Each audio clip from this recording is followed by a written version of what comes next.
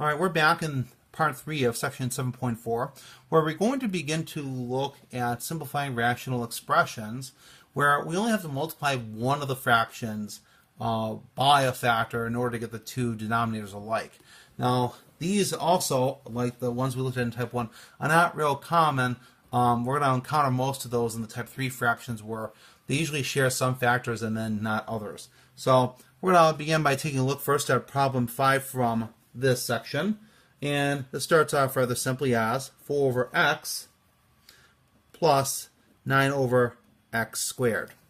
So again, this is a really simple one to start off with. So I'm going to go ahead and just rewrite this as 4 over x plus 9 over x times x. So I just factor the denominator here, x squared, into x times x, and what we see is that both the numerator and both the denominators have one x factor in common, but there's another x that is not over here. So as I mentioned before, in the type 2 problem, we have like one fraction that contains a factor of the other one, and that's all it has, where the other fraction has a second factor not in the first, or maybe even a couple others. But in this case here, all we're going to do is we're going to take this, which I will rewrite, 4 over x with some space next to it. And then I'm going to multiply this fraction by the other factor that's not in common. So I'm going to multiply this top and bottom by x. So now we'll have denominators with x times x, or x squared. And let's see what we get. Well, x times 4 is 4x plus 9. And this will be over x times x, or x squared. So we had to multiply only one of the fractions by a factor in the denominator that wasn't in common. Let's take a look at a few more examples.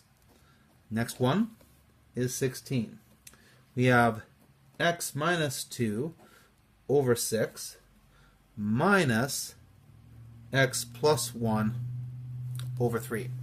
So in this example here, we can take the second fraction, which I will do this below, or the first one. I can write 6 as 2 times 3 minus x plus 1 over 3.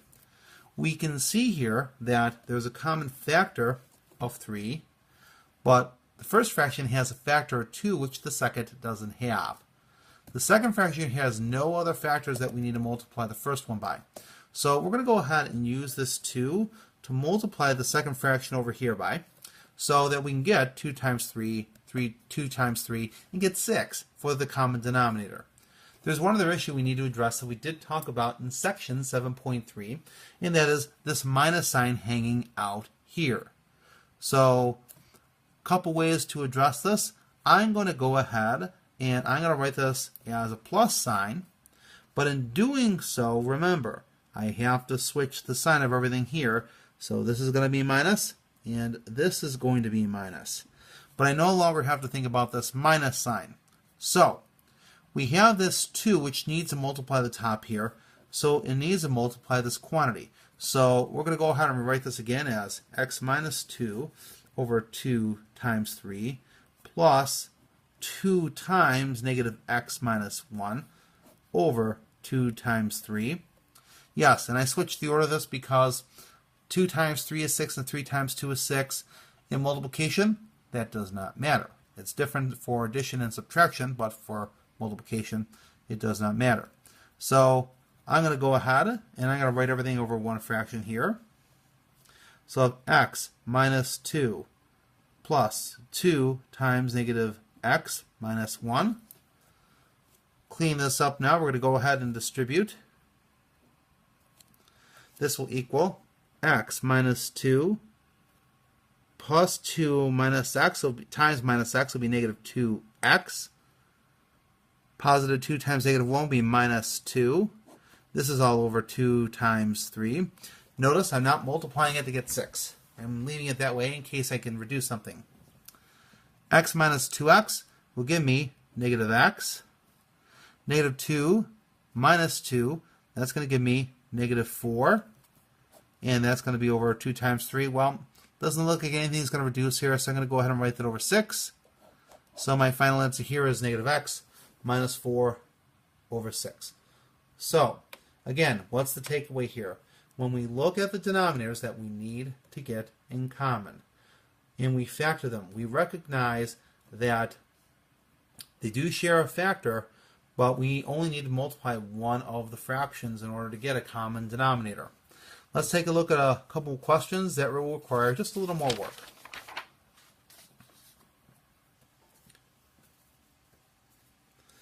Question 19. This is going to be x minus 1 over 4x minus 2x plus 3 over x. So one nice thing about this question, we could do some factoring in this, I guess, and write it as 2 times 2 times x, but it's not really necessary at this point.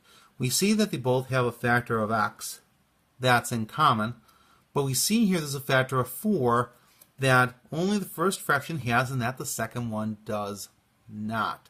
So I'm going to go ahead and multiply the fraction over here, top and bottom, by 4. So here I have 4 times x. Here I have x times 4. I have all the same elements there. Now, if some of you find this negative confusing, I'm just going to go ahead and leave it in at the moment, and I'm going to take care of my multiplication while everything is still positive. We can distribute the negative later. So we're going to have x minus 1 over 4x minus, this will be 8x plus 12 over 4x. And now that I have the 4 distributed through the top and I have the 4 in the bottom, I can now distribute the negative through this. But when I do that, remember, I need to make this positive and then switch the sign of this, switch the sign of this, and now I can combine. X minus 8x will be negative 7x. Negative 1 minus 12 will be negative 13. And that's going to be over 4x. So a couple things to look out for in this problem again.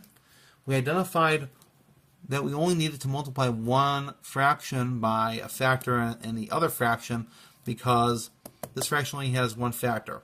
And it has no uncommon factor with the other one. This is the one that has a factor different from here, so we only need to multiply this fraction in order to get a common denominator. Let's take a look at one more problem. And if this is unclear to you now, probably when you see type 3 problems, you may see that it'll become clearer. Those provide the greatest contrast. Let's take a look now at question 38. This is a particular type problem that you're bound to see from time to time. So I want to make sure that everyone sees this in the video today. So this is going to be x minus 1 squared. So we have 3 over x minus 1 plus 2 over x minus 1 squared. So this one doesn't really require factoring per se. It just requires us to express the denominator of this rational expression here in expanded form. So I'm going to write this as 3 over x minus 1 plus 2 over x minus 1 times x minus 1.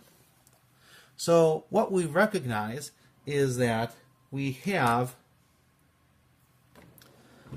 x minus 1 as a common factor here, but we have another x minus 1 that is not uncommon over here.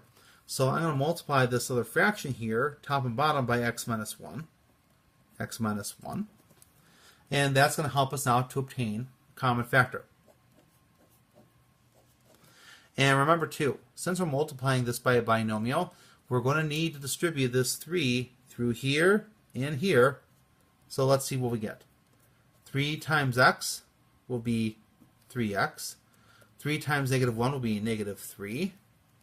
This is addition, so nothing too bad to worry about there. Plus 2. This will be over x minus 1 times x minus 1.